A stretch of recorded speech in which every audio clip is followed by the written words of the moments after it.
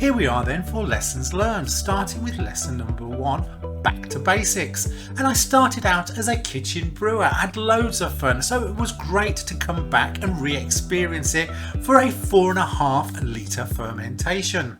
This is a great example of where you can start with home brewing, with relatively few additional pieces of equipment actually needed. Lesson number 2 was the boil over problem. Actually, one of the great things of a smaller batch is it all happens much more quickly. Heating up the liquids, heating up to boil, all of that happened much faster. I think I'd become a bit slow using other pieces of equipment, so it did surprise me and catch me out when it all boiled over. It is really fast when you heat things up on a gas stove.